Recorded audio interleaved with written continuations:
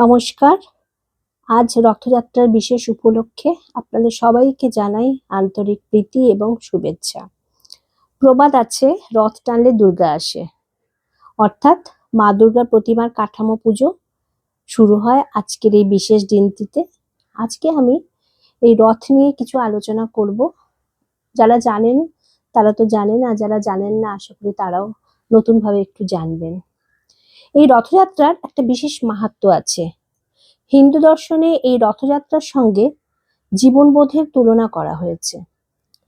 আমাদের এই দেহ হলো রথ, আমাদের পঞ্চ ইন্দ্রিয় হলো রথের ঘোড়া, আর আমাদের মন সেটা হলো রথের দড়ি।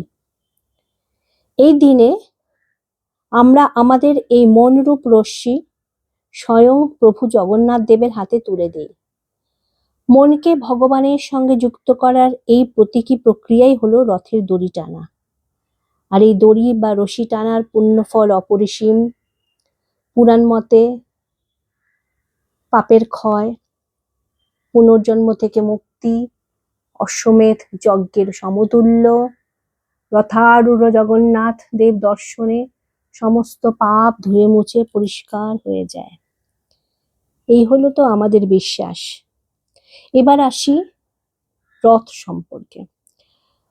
প্রভু জগন্নাথ দেবের বড় ভাই বলভদ্রের রথের নাম হলো তালধ্বজ।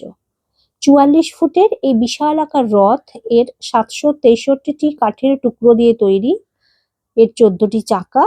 এই রথের সারথি হলেন স্বয়ং সাত্ত্বকী এবং রক্ষী হলেন বাসুদেব। রথের রশিটিকে বলা হয় বাসুকী নাগ, আর তার চূড়ায় ওড়ে উন্ননী পতাকা।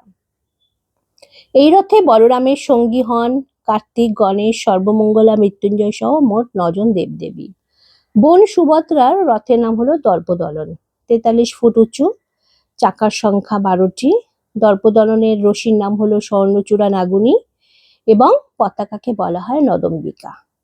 এই রথে সুভদ্রার সঙ্গী হলেন সুদর্শনা আর সারথি হলেন অর্জুন। চণ্ডী, চামুণ্ডা, বনদুর্গা, শ্যামাকালী সহ ৯ জন মহাশক্তি বা দেবীর অধিষ্ঠান এই রথে। প্রভু জগন্নাথ দেবের রথ হলেন নন্দীঘোষ। ৪৫ ফুট এই রথের রয়েছে ১৬টি চাকা, ৮৩২টি কাঠের টুকরো দিয়ে তৈরি। রথের চূড়ায় থাকে ত্রৈলোক্যমোহিনী পতাকা, সারথি হলেন মিতালি এবং রক্ষী হলেন স্বয়ং গারুদা। রথের রশির নাম শঙ্খচূড়া নাগুনী। ৪ ঘোড়ায় টানা এই রথে প্রভুর সাথে থাকেন মদনমোহন ও হনুমান সহ মোট ৯ জন দেবতা। এই তো গেল রথের বর্ণনা।